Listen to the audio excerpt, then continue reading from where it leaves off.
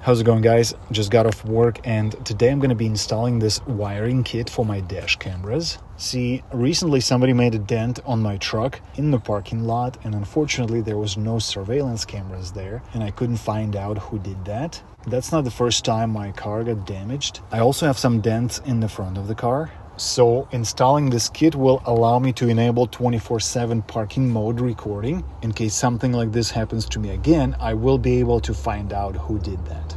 I've got RedTiger dual 4K dash cameras in my truck, and they offer this wiring kit that's compatible with my setup. Also, if you're interested, I have separate full review video about these cameras on my channel. Be sure to check that out as well. This kit comes with installation manual, the control switch with LCD display, little trim tool, and 2 sets of wires with fuse adapters. They come in 4 different sizes to choose from. The control switch has a little button on the side that is responsible for low voltage protection. It will automatically shut off your camera system and stop recording if the battery voltage gets to a certain level, and you can choose from 11.6, 12, or 12.4 volts. For this setup, we're going to need to use 2 fuses, anywhere between 5 and 25 amps. I'm personally going to be connecting it to the fuse box in the cabin, which is typically located under the steering wheel, and on some other cars it could also be on the passenger side, somewhere underneath the glove box compartment. Step 1. Connecting ground wire. Make sure that the car is turned off, and then connect the ground wire to the frame of the car, somewhere in the place where it would have solid connection to the metal. Step 2. Connecting yellow B+ wire. Next, we're going to choose one of the 4 adapters included in this kit to match the size of the fuse used in my car. Connect the adapter to the yellow B+ wire, and then you can crimp and shrink wrap it for more secure connection. Now, with ground wire connected, car turned off, and key out of the ignition, we're going to use this yellow wire with adapter and touch the tops of the fuses until we see 12 volt on the control switch. Essentially what we are doing here is we're looking for circuits that have constant 12 volt power from the battery even if the car is turned off. For example, certain things like your power seats work even if you don't start your car. And in my case, it looks like the fuses in the left row do not have constant power and the ones on the right side do. So we're going to splice into one of those circuits with a fuse adapter, and remember it has to be between 5 and 25 amps. Preferably you want to find something that's not being used in your car, such as this 25 amp sunroof fuse, which I don't have in my truck. It is much safer this way. In case something goes wrong, you're not going to disable something critical in your car.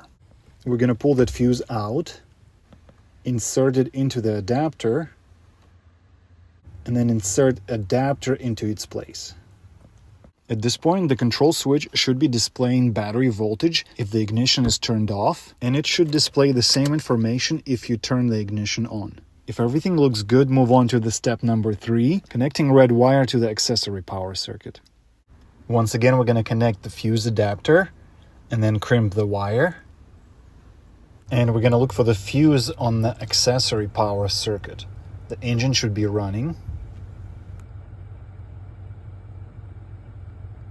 So we've got several fuses to choose from, and once again we're going to refer to the diagram and try to find a fuse that is not in use in my car. And this time I'm going to use seat heaters because my truck doesn't have those. We're going to pull out that fuse, stick it into the adapter, and then connect adapter into its place. And to verify that we did everything correctly, we should still see battery voltage when the car is turned off. And when we insert the key and turn it to the accessory power position, or when we start the car, we should see the ACC indicator on the control switch. Everything looks good so far. All there is left to do is to test the parking mode on the dash camera. Connect the USB-C power cord. We're going to go to settings and then navigate to the parking mode section. Here we can choose G-sensor triggered recording, and it's only going to turn on when your car gets hit by another vehicle. Or else you can choose 12, 24, or 48 hours time-lapse recording. For me personally, 12 hours should be good enough.